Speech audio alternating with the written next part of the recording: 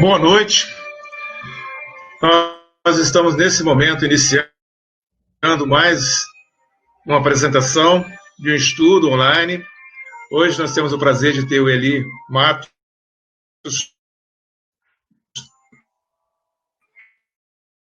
está no Espiritismo. Bem, antes de nós passarmos a palavra para o Eli, vamos fazer uma prece inicial. Convidamos todos também para participarmos e assim podemos sintonizarmos com a esfera superior nesse momento.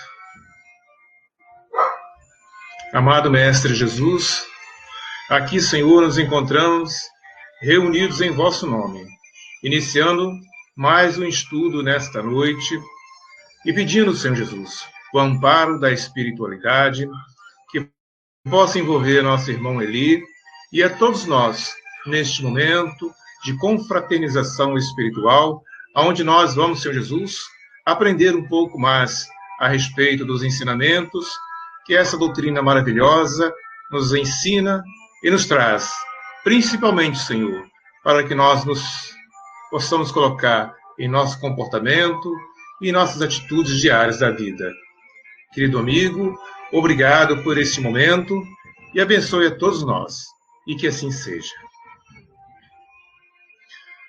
Bom, meus irmãos, hoje nós temos o prazer de ter o Eli, que é da Casa Garcia, aqui de Juiz de Fora, e vai desenvolver o assunto para nós. Eli, fica à vontade, tá? Ok. Boa noite a todas as amigas, todos os amigos da Sociedade Espírita Joana de Ângeles. É com alegria que a gente recebeu o convite de estar participando do estudo e nós agradecemos aos companheiros, às companheiras e continuamos rogando a Jesus, nosso mestre e amigo, que possa continuar nos envolvendo em sua paz, em suas energias positivas, que os nossos amigos espirituais de cada um de nós que estão ao nosso lado agora possam também nos envolver em suas energias, em suas intuições, e que esses minutos que nós vamos passar juntos possam ser de proveito para todos nós. Nós propusemos esse tema para o estudo porque nós temos observado já há algum tempo, um bom tempo, se a gente puder dizer assim, que nós estamos cada vez mais necessitados de entender o processo de educação. Normalmente, a ideia de educação, quando a gente fala educação, a maioria das pessoas logo lembra da escola, da faculdade, da universidade, mas, na realidade, nós sabemos que o processo de educação tem um sentido muito, muito mais amplo, né? Kardec, que era um pedagogo, era um homem que lidava com a questão da educação, teve obras, antes de começar a trabalhar no Espiritismo, a estudar as comunicações dos espíritos, ele era um homem atuante na área da pedagogia, na França, teve algumas obras, inclusive, publicadas, e tinha em alta conta essa questão da educação. E vai levar, de certa forma, essa ideia para a doutrina espírita. Nós vamos observar que o processo da doutrina espírita, o grande objetivo da doutrina espírita é, no dizer dos próprios espíritos, a transformação moral dos homens, dos seres humanos, dos espíritos. Transformação moral, na realidade, é um outro nome que a gente poderia dar para o processo de educação. Quando os espíritos propõem essa ideia da transformação moral, da evolução moral, do crescimento moral, são várias as expressões utilizadas, na realidade nós estamos lidando com o processo de educação.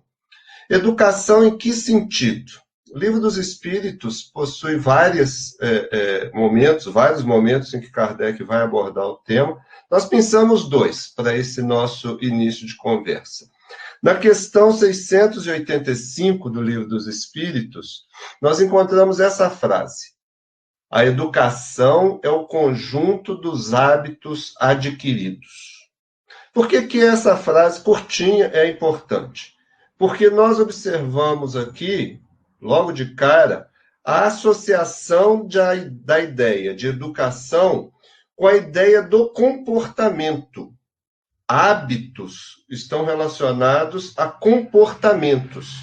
Ou seja, o processo educativo não é apenas um processo de adquirir um conhecimento, adquirir informações, estudar essa ou aquela disciplina, essa ou aquela matéria, mas um processo de formar hábitos, formar comportamentos, obviamente aqui falamos de comportamentos positivos, comportamentos saudáveis, que podem ser adquiridos. Então, não se trata de um processo em que assim, ou eu tenho ou eu não tenho. É um processo, o processo educativo, de começar a desenvolver ou continuar a desenvolver hábitos positivos, saudáveis, equilibrados, que podem ser adquiridos pelo exercício. Essa ideia, então, da educação como algo extremamente prático, comportamental, é muito importante para a gente entender esse processo de autoeducação à luz do Espiritismo. Na questão 917, ele continua a lidar com o tema e vai comentar o seguinte: a educação, convenientemente entendida, constitui a chave do progresso moral. Por que convenientemente entendida? Porque se trata de entender a educação, novamente, não como um processo de instrução, não como um processo pura e simplesmente de se adquirir conhecimentos, informações, ter uma vasta cultura, mas a educação no sentido desses hábitos positivos, do desenvolvimento desses hábitos positivos. E por isso a educação, nesse sentido, é a chave do progresso moral. O progresso moral está calcado, baseado, fundamentado na educação moral. Então, é a educação nesse seu sentido mais amplo. Como que esse processo, na realidade, pode se dar, né? Quando nós falamos, então, de educação, a gente pode pensar sobre duas perspectivas. Normalmente, são consideradas duas perspectivas. Uma é a questão da educação do outro. E outra, é o nosso tópico de hoje, o processo da autoeducação. Geralmente, quando é fácil reconhecer, a gente reconhece muito facilmente uma pessoa que não tem educação. Na linguagem comum, seria assim, aquela pessoa é muito sem educação. A gente já ouviu isso várias vezes, né? Ou, nossa, aquela pessoa não teve educação em casa. Nossa, aquela pessoa não é nem um pouco educada, de acordo com os comportamentos, as atitudes que a pessoa possua. A gente, de certa forma, fácil enxergar esse processo de educação quando se refere a outra pessoa. Na realidade, e esse é um ponto importante, é verdade que o processo educativo está associado à educação do outro. De que forma? Vamos dar um exemplo à luz da doutrina espírita. Um dos motivos de nós estarmos reencarnados, aqueles de nós que estamos reencarnados, um dos grandes motivos, não é obviamente o único e nem talvez o mais essencial deles, mas é um grande motivo, uma grande motivação para a reencarnação, é justamente o período da infância que nós passamos a cada encarnação. Por quê? Porque no período da infância, nós, como espíritos reencarnados, ainda não estamos de posse de uma consciência completa, de uma personalidade já formada, de uma integridade das nossas próprias ideias e opiniões, das nossas próprias posições e nossa própria maneira de ver o mundo.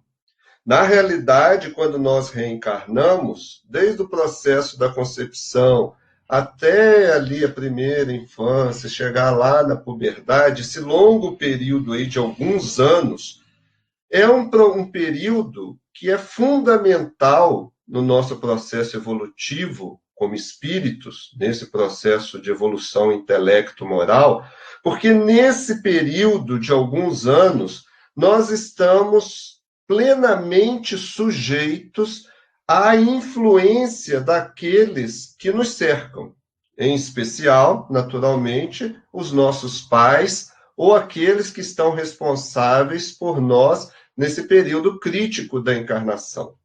É um período em que nós podemos adquirir efetivamente hábitos, processo da educação, adquirir hábitos, incorporar hábitos que sejam saudáveis, que sejam equilibrados, que sejam justos. É um período em que os nossos pais, naturalmente sendo espíritos, na maioria das vezes, do mesmo nível evolutivo que nós mesmos, não adianta a gente esperar que os pais sejam criaturas perfeitas, super equilibradas, e que vão nos envolver nessa sua evolução. Não é isso, mas todo aquele que é pai ou mãe, que já teve essa oportunidade, ou tem essa oportunidade nessa encarnação, sabe que quando nós recebemos um filho, quando nasce aquela criaturinha pequenininha, pela primeira, segunda, quem tem 3, a terceira vez, é uma imensa responsabilidade. Mesmo que, pelo menos para a maioria das pessoas, mesmo que você não tenha toda aquela evolução moral que você desejava, nós vamos, como pais, procurar transmitir para aquela criatura o melhor possível. Vamos tentar ensiná-la, educá-la nos melhores hábitos, nos hábitos mais corretos, mesmo que alguns desses hábitos nós mesmos não tenhamos ainda. Mas nós já sabemos o que é certo, ou pelo menos temos uma ideia do que é certo. Então, quando recebemos alguém para crescer sob nossa responsabilidade, naturalmente, para a grande maioria de nós, surge esse impulso de transmitir o melhor. E esse é um fenômeno extraordinário da reencarnação. Porque nós vamos ter a oportunidade de, como espíritos, independente das nossas falhas, equívocos cometidos nas encarnações anteriores, independente do nível moral que nós já tenhamos alcançado através das nossas vivências anteriores, nós vamos ter a oportunidade de receber, naquele período em que estamos mais acessíveis, informações novas, hábitos novos e desenvolver novas atitudes que vão, quando chegar lá no período da puberdade, início da adolescência, onde nós, como espíritos, voltamos a recobrar gradativamente a nossa consciência espiritual, quando chega esse período de, entre aspas, tomar conta da encarnação, nós já passamos vários anos sendo educados.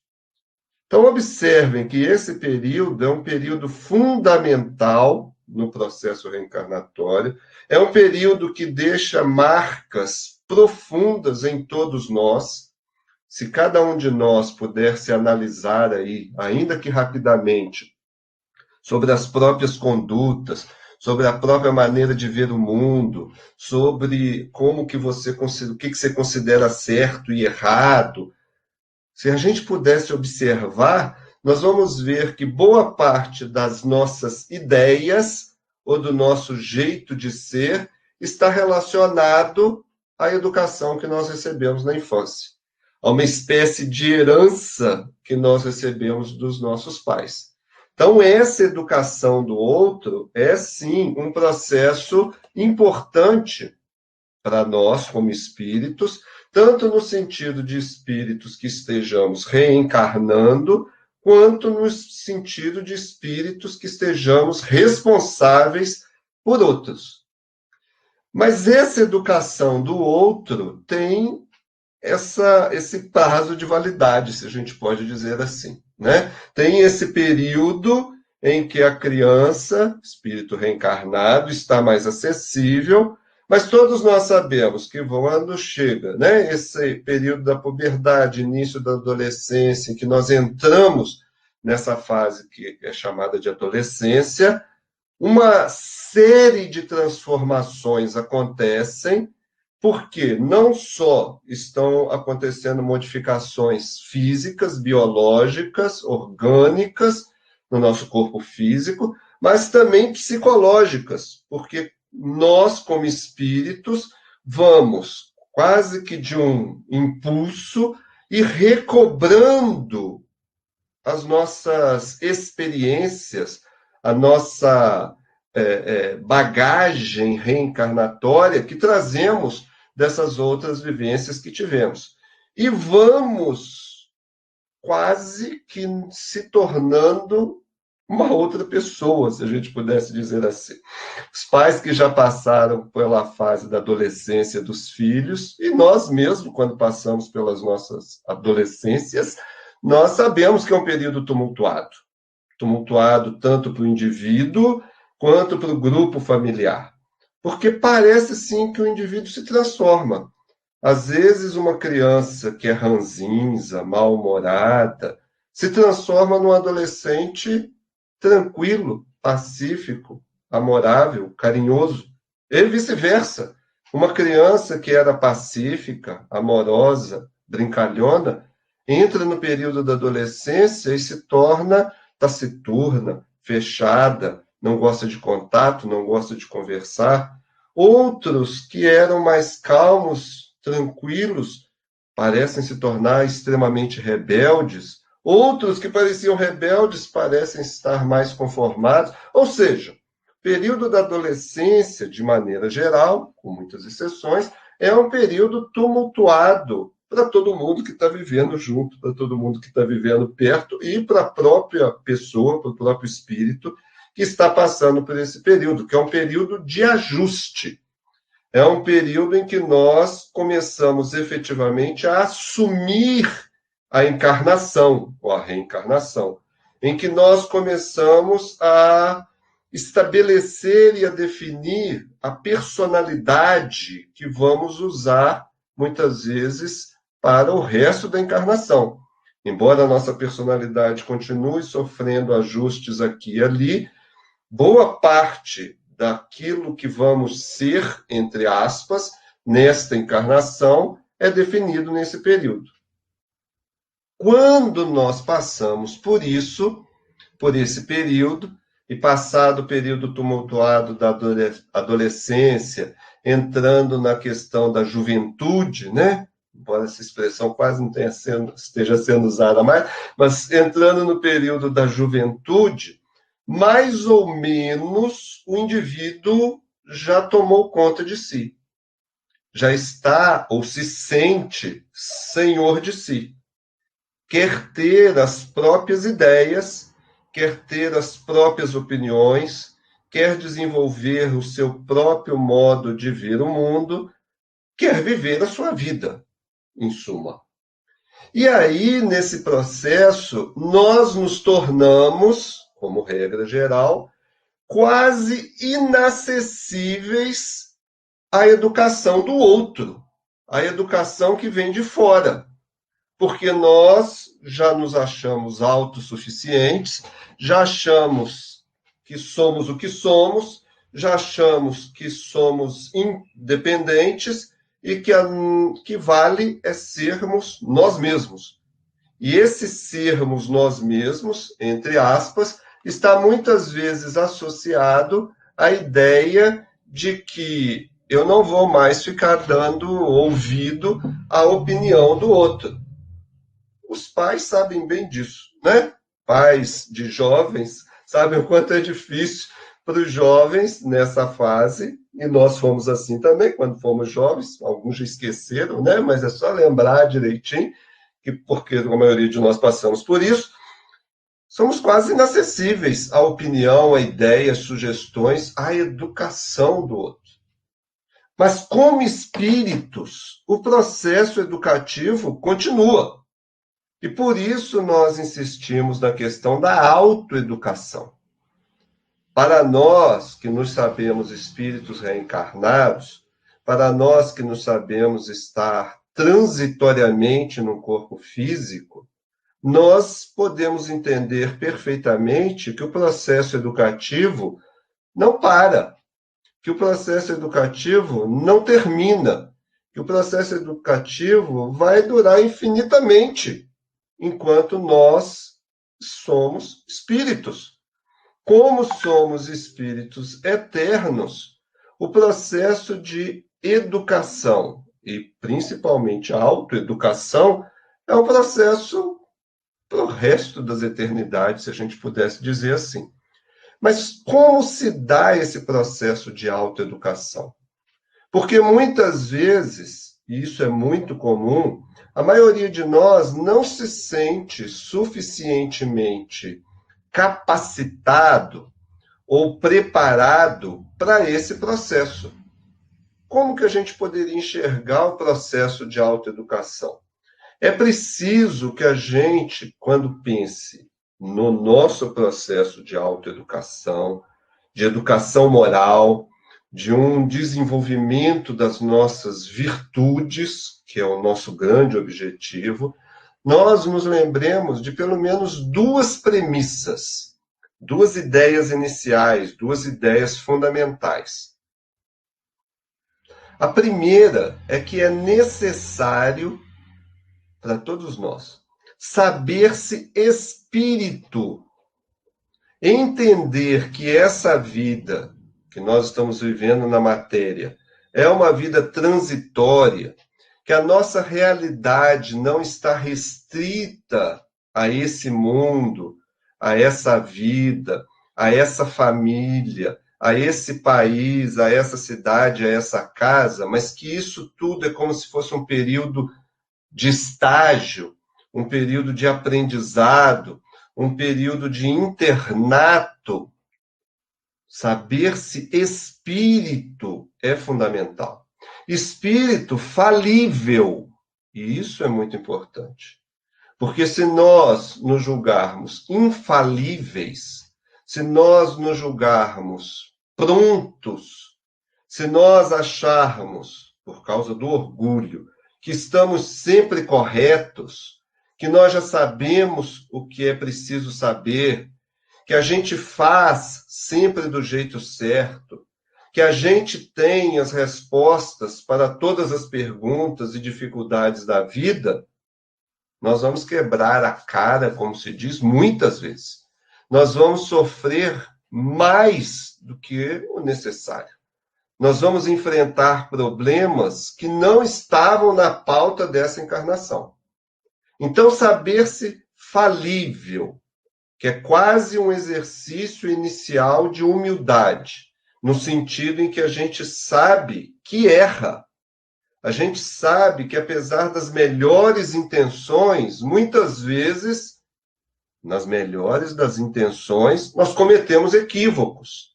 Saber-se falível e, consequentemente, necessitado de aprendizado, necessitado de exemplos, necessitados de mudanças interiores, é fundamental.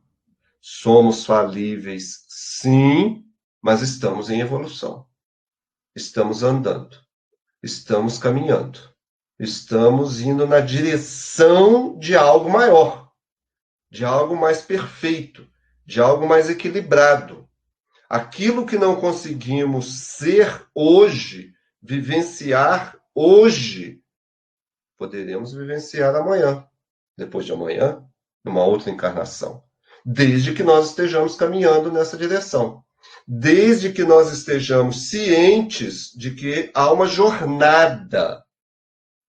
Quando Jesus, por exemplo, usa a expressão eu sou o caminho, a verdade e a vida, muitas vezes a gente não presta atenção nas palavras. Ele se propõe a ser o caminho, não o fim do caminho. Vivência do Evangelho, da moral ensinada por Jesus, é um meio, é um roteiro, é um mapa, é uma estrada, caminho. Jesus é o caminho porque aquilo que ele ensinou, demonstrou, vivenciou, serve de exemplo do caminho que ele próprio percorreu ao longo da sua evolução e que nós poderemos e vamos percorrer ao longo da nossa própria evolução. Então, saber-se espírito, falível. Mas em crescimento, em evolução, é fundamental. Muitas pessoas leem o texto O Homem de Bem, no Evangelho segundo o Espiritismo, capítulo 17, e falam assim, nunca vou ser isso. É provável que nessa encarnação, não.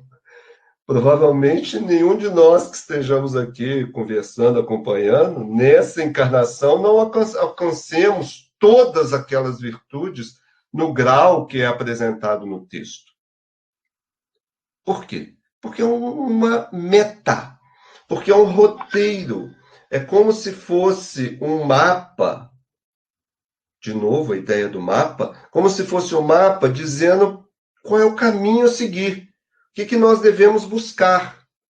Aquelas explicações e aquelas descrições das virtudes do homem de bem mostram para nós, para cada um de nós que estejamos interessados no processo de autoeducação, o que a gente precisa estar buscando, o que nós precisamos estar avaliando, o que nós precisamos estar de olho, atentos, vigilantes na nossa própria conduta, para saber se estamos nos aproximando ou se estamos estacionários em relação àquelas virtudes, ou pior, se estamos nos afastando daquela virtude cada vez mais. Estamos falíveis, mas estamos em evolução. E uma segunda premissa é saber-se espírito reencarnado, como nós já citamos, mas imortal. Nossos planos, nossas expectativas, nossas ideias em termos morais não podem estar limitadas a essa existência, a essa vida. Esse corpo que eu estou usando, e os encarnados que estão me ouvindo e nos acompanhando, o corpo que vocês estão usando vai morrer. É matéria. Matéria perde energia. Essa energia material se transforma. E, com o desgaste, a vida orgânica se dissipa. E o corpo morre. Tem prazo de validade. Tem uma etiquetinha escondida em algum lugar que a gente não enxerga, dizendo válido até, tem lá uma datinha, um período. Vai acabar esse corpo. Vai acabar as suas vivências materiais. Vai, de certa forma, e pouca gente, e a maioria das pessoas não gosta de falar nisso, né? Mas somos imortais, vai acabar as coisas materiais que você gosta, que você está, muitas vezes, gastando suor, lágrima, para conquistar. Essas coisas vão passar. A gente, mas não é para fazer isso? É, porque nós estamos reencarnados. Temos deveres a cumprir enquanto encarnados. Enquanto reencarnados, precisamos subsistir. Precisamos alimentar esse organismo, dar a ele condições de higiene, de limpeza, de alimentação, de saúde, para viver a encarnação da maneira mais plena possível. E aqueles que são responsáveis por outros, no grupamento familiar ou em relações familiares, precisam ajudar no sustento dos outros. Então, claro que nós temos deveres a cumprir, tarefas a cumprir, enquanto espíritos reencarnados. Mas essas perspectivas de espíritos reencarnados cessam com a morte do corpo. Então, pensar que Do ponto de vista material, nós precisamos desse esforço, desse trabalho, desse desenvolvimento, dessa sustentação. Mas que do ponto de vista moral, a vida não cessa, do ponto de vista afetivo, na relação com os outros, a vida não cessa. Introjetar isso na nossa mente, na nossa cabeça, na nossa convicção é fundamental. É fundamental. Muitos companheiros e companheiras espíritas acreditam, têm convicção plena no processo reencarnatório. Fazem estudos, leem, conversam sobre a ideia da reencarnação, que lhes parece justa, lhes parece verdadeira, mas na hora de viver o dia a dia, na hora de se preocupar com determinadas coisas, na hora de ter determinadas emoções, vivem como se fossem matéria. Vivem como se fossem espíritos com uma vida só. Vivem como se tudo fosse acabar na morte do corpo físico. Então, no processo de autoeducação, é fundamental equilibrar essa balança. A balança de estarmos num corpo físico e termos necessidades, sensações, impulsos associados à matéria e, ao mesmo tempo, estarmos buscando gradativamente viver como espíritos, ou seja, uma vida moral, uma vida afetiva, uma vida superior à vida da matéria. Considerando essas duas premissas, nós percebemos, então, que há pelo menos 3 aspectos associados a essa ideia da educação. Porque muita gente pergunta, mas como que eu vou fazer isso? Não ensina isso na escola, né? A gente não aprende isso na escola. Como que a gente pode fazer isso? Rapidamente, só para a gente ter uma ideia inicial, né? A gente poderia dizer, comparado com os 3 aspectos da doutrina espírita, que esse processo também tem 3 aspectos. Um aspecto filosófico, um científico, entre aspas, que a gente poderia colocar entre aspas, e um aspecto relacionado à questão moral. No aspecto filosófico, ele se relaciona com a nossa necessidade de indagação, de perguntar, de questionar, de ter interesse. Em que, Eli? Em nós mesmos. Aquelas perguntas filosóficas, quem somos, de onde viemos, o que nós estamos fazendo aqui, para onde vamos, por que isso acontece comigo, por que eu não consigo isso, por quê? Essas perguntas são fundamentais no processo de autoeducação. Claro que você não vai ficar pensando nisso todo dia, toda hora. Claro que a maioria de nós não somos filósofos, não é disso que nós estamos falando. Estamos falando da necessidade de aprofundar um pouco mais nas questões sobre nós mesmos. Ir aqui para dentro e pensar sobre si mesmo. Então, indagar, querer se conhecer, querer se entender, é um passo essencial. Parece um tanto abstrato ou filosófico, e de certa forma é mesmo, mas nós precisamos estar atentos a ele.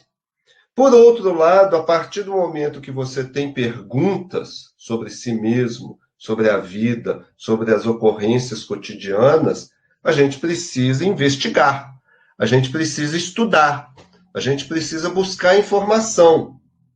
Vamos conversar com as pessoas que conhecem, vamos ler os livros, vamos analisar as palestras, vamos participar de estudos, vamos buscar meios de obter respostas de fora para essas perguntas que nós fazemos. E, nesse sentido, a doutrina espírita tem muito, muito a oferecer.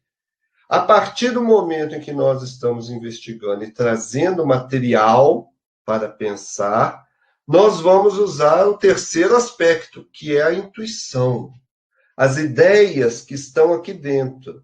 Aquilo que surge na nossa mente a partir da nossa reflexão, do nosso pensamento, da nossa indagação íntima, as respostas que nós damos para nós mesmos. Então, 3 aspectos. Pergunte-se sobre tudo, sobre você, sobre a vida, sobre como as coisas funcionam. Busque informação, busque essas informações nos meios que você dispõe e use as suas próprias respostas e as suas próprias intuições. Nós somos espíritos com milhares de anos. Nós temos um conhecimento acumulado sobre a vida e sobre a vivência com as outras pessoas de milhares de anos. Está aqui dentro. De forma inconsciente, muitas vezes, mas acessível através do processo da intuição, se nós abrirmos espaço para isso. Nós vamos educar o quê? De maneira muito simplificada, 3 grandes aspectos da nossa vida. A vida mental, a vida sentimental, emocional e a vida comportamental. Ou seja, precisamos de educação daquilo que pensamos, daquilo que sentimos e de como colocamos essas coisas em prática. Qual é o nosso comportamento, afinal de contas, no dia a dia. Pensamento educado é um pensamento que está analisando, que está questionando, que está se observando, que está buscando respostas. Sentimento educado é um sentimento que respeita o outro, é um sentimento que respeita a si mesmo, é um sentimento que busca o equilíbrio, e um comportamento educado. Um comportamento educado é aquele que sabe a sua própria medida, é aquele que respeita o direito do próximo, é aquele que busca atuar da melhor forma possível em benefício do próximo e de si mesmo. É aquele que vai buscar evitar hábitos negativos, viciosos, que causem prejuízo, seja no pensamento, seja no sentimento, seja na nossa estrutura física. Então, a autoeducação tem esses 3 elementos fundamentais para a gente raciocinar sobre elas. Caminhando para o final da nossa conversa. Então, qual é efetivamente o nosso desafio? Nosso desafio no processo de autoeducação, se a gente pudesse simplificadamente colocar, e é uma conversa muito teórica, com certeza, né, dado o tempo que nós temos, mas para a gente começar a raciocinar sobre isso, nosso desafio pode ser colocado, sintetizando o que nós falamos anteriormente, em 3 etapas. É necessário estudar. Estudar. Todo espírita, todo simpatizante espírita, todo mundo que quer conhecer a doutrina espírita, todo mundo que quer frequentar as atividades espíritas, vocês sabem disso, é convidado incessantemente a estudar. Estudar o quê? Obviamente, de primeiro ponto, a doutrina dos espíritos. Mas por que ler a doutrina dos espíritos? Pelo fato muito simples, porque nós somos espíritos. Se nós somos espíritos, entender a doutrina dos espíritos, as propostas espíritas, vai naturalmente ajudar a entender a nós mesmos.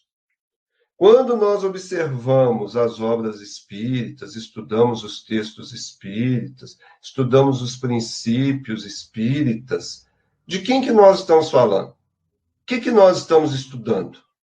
Nós estamos estudando os espíritos. Ué, nós somos espíritos.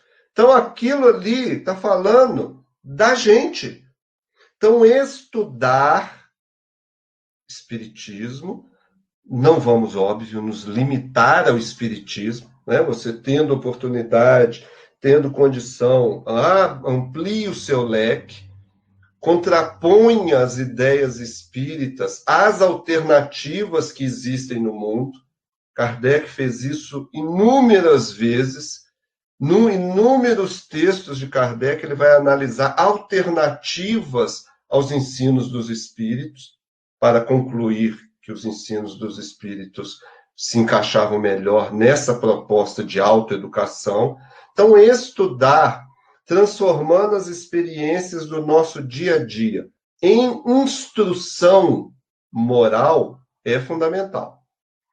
Observar o que acontece com você diariamente. Por que você gritou? Por que você ficou quieto? Por que você sentiu raiva? Por que você gostou desse filme? Por que você lidou assim com seu filho? Por que você reagiu assim à sua mãe, ao seu pai? Ocorrências cotidianas, no dia a dia, no seu serviço, no seu trabalho, tudo que você faz, serve com um olhar um pouco mais atento para nós estudarmos sobre nós mesmos. A partir do momento em que a gente tem informações, é preciso refletir. A reflexão ocorre aqui dentro da nossa mente.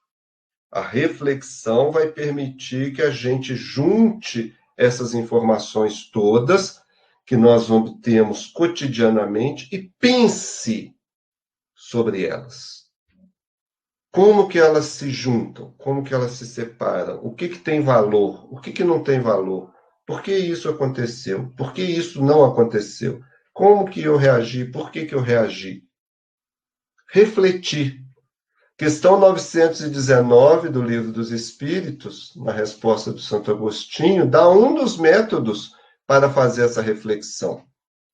No fim do dia, ao deitar-se, antes de deitar-se, se questionar sobre como foi o dia, como foi o seu comportamento, o que aconteceu, por que aconteceu, refletir. E refletindo, praticar. Nada disso vai fazer muito sentido você estudar muito, refletir muito, se efetivamente o seu comportamento não está sofrendo alguma alteração. Praticar, transformando esse conhecimento todo em atitudes equilibradas, no exercício do bem que você seja capaz de fazer, é efetivamente mostrar que está entendendo o processo de autoeducação.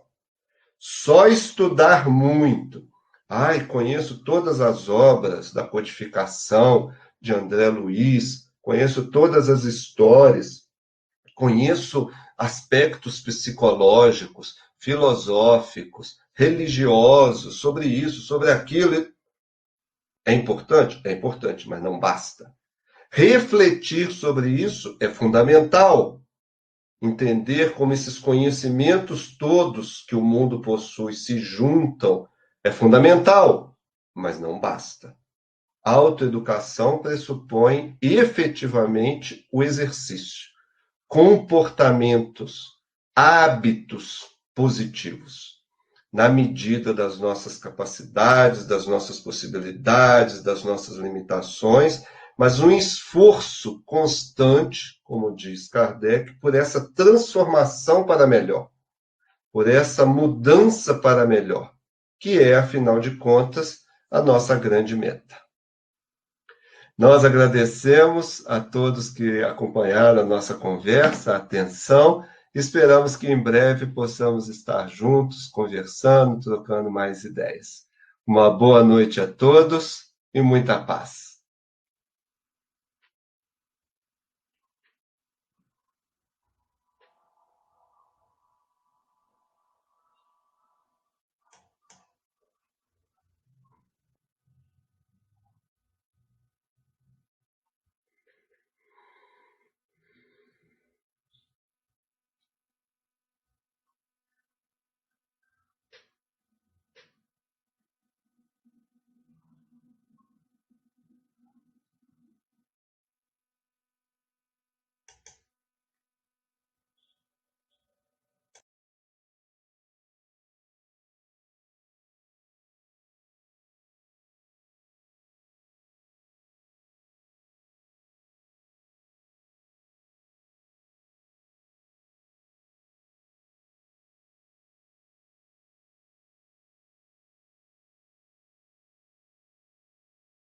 realmente iremos nesse processo de nos educar para crescermos espiritualmente. Convido a todos nesse momento para nós fazermos nossa prece final.